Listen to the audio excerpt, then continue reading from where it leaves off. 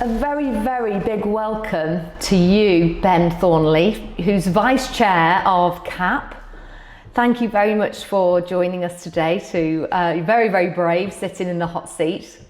Yeah, it feels a bit nerve-wracking. Nothing ever phases you, I don't believe it. So you're Vice Chair of CAP. You've been on the committee for a number of years, haven't you? Yeah. And it's going to be a fabulous agency dinner, isn't it, this year? Yeah, I'm really looking forward to it. So I've already started on the speech, even though it was 4 months early. So yeah, quite nervous, but I'm looking forward to my year as chair. Yeah. So am I, very, very much. I know I speak from all the members. It's going to be a very, very good year ahead. So thanks very much for agreeing to do this. You've recently taken a slightly different role, haven't you? Yes. From your history. Would you mind just talking about the role that you currently have? Yeah, so previously I worked as a consultant in Chester for a number of different firms, a planning consultant, and I've now moved client side, and I'm now the land and planning manager for EDF Renewables. So different types of stress, but yeah, a nice step change. Oh, well, good for you. I think, it's very brave to take such a change, and sometimes a change is as good as a rest, isn't it? Yeah.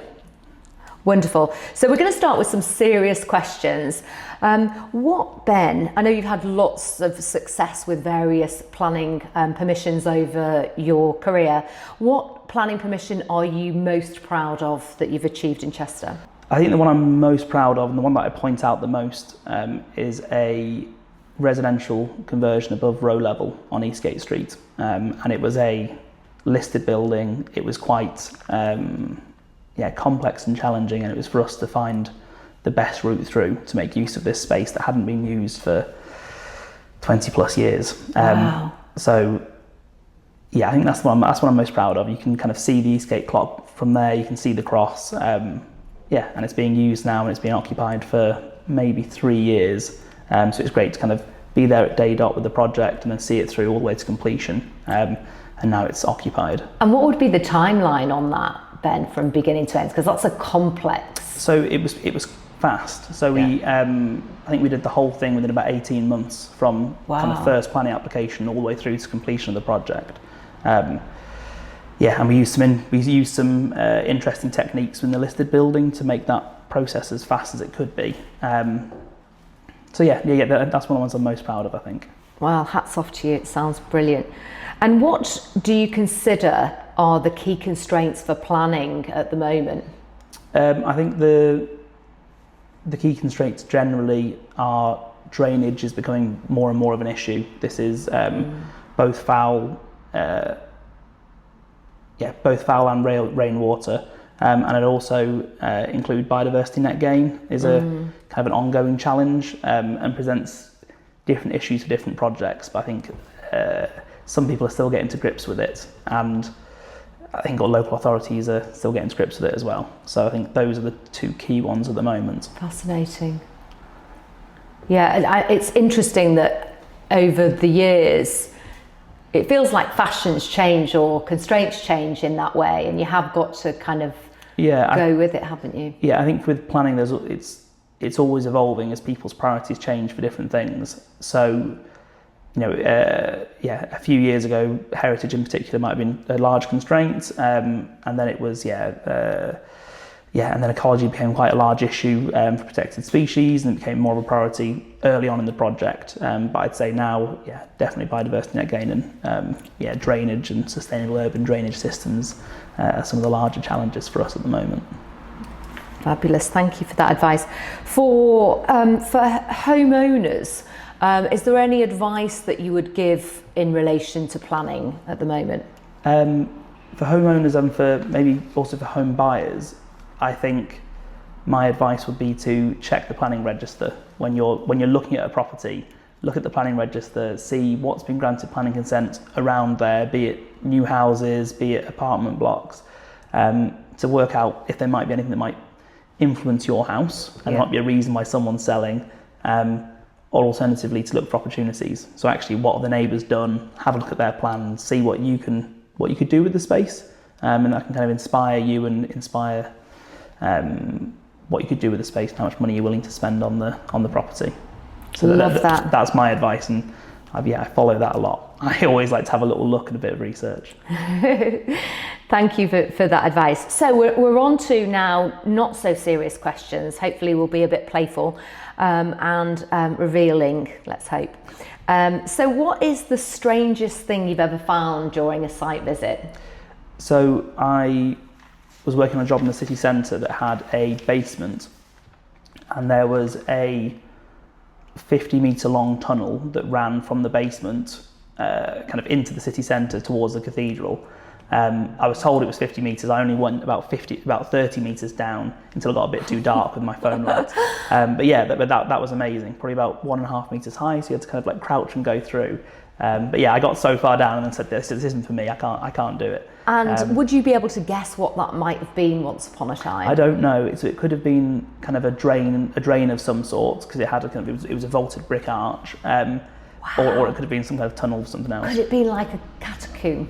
I don't know. I don't think so. There were lots of kind of modern soil pipes and and things running through it now. But yeah, it was very, very old. Escape tunnel. Yeah, maybe. And which property trend do you secretly wish would disappear? It's got to be K-rend and like grey windows. I didn't particularly like it when it started, where they'd take nice brick buildings and just cover over everything. But I think it's already aged, and yeah, for me, removing that kind of original quality is, and often it's quite hard to take it away. So yeah, definitely K-rend and grey windows. Okay, and finally, what's the weirdest client request you've ever had?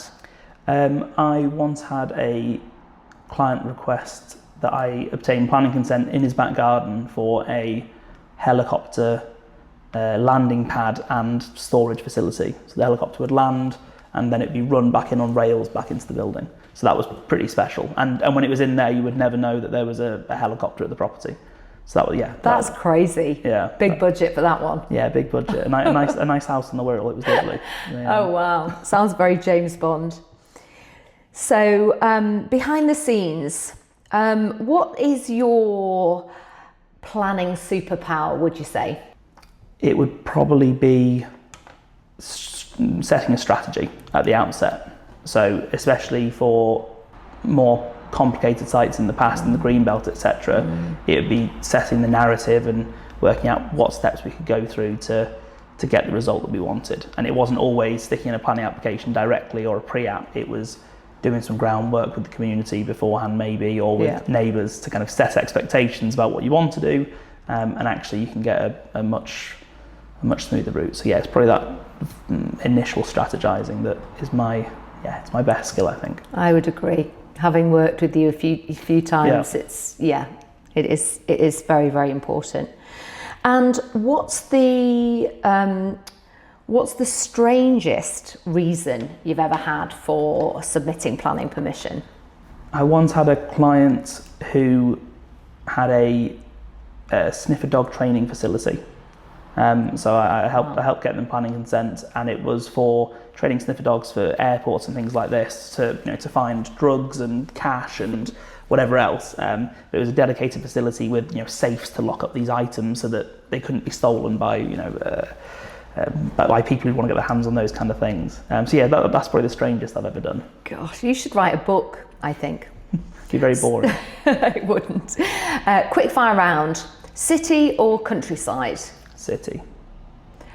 Victorian or modern? Victorian. Ocean view, mountain view? Ocean view. Would you rather see a home in the rain or in a heat wave? Heat wave. And what's your favourite Chester building? It would probably be, I think it has to be Story House. I think, obviously following it from working in Chester at the time and following it from its kind of its inception, the amount of money it cost to build was terrifying at the time, and you would never believe that it would be value for money. And now, kind of all these years on, it's still got the best variety of people in there. There are so many activities, and there's so much to do, and it is this community hub that you would dream it would be, but you never quite believed it could achieve it, and I think it has. So it's got to be Story House for me. Yeah, I agree. And I hope it will help Chester get UNESCO City of Culture with many other things for Chester, because, you know, although we had a very good article this week in the press, we are sometimes the forgotten creative culture city, I think. Yeah, I think we're often overlooked. People go towards their, locally Liverpool and Manchester, and then obviously of a similar ilk, York is always the golden child, I think. Yeah, not any longer. So the last person that we interviewed, David, he set you a question, which, if you don't mind, I will ask. What's the most obscure request that you've been asked by a client? I've kind of asked that in another way, but is there another obscure request?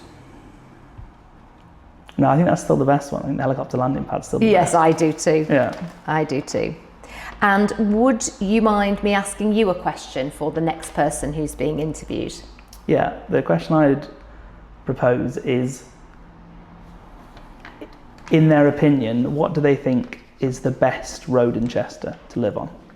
Oh, nice. In their opinion. We will certainly ask that. And thank you very, very much for giving up your time to do this. It's been very, very interesting. Yeah, it's been my pleasure. A bit nerve-wracking, but good. You look cool as a cucumber. Not convinced. Thanks, Ben. Thank you.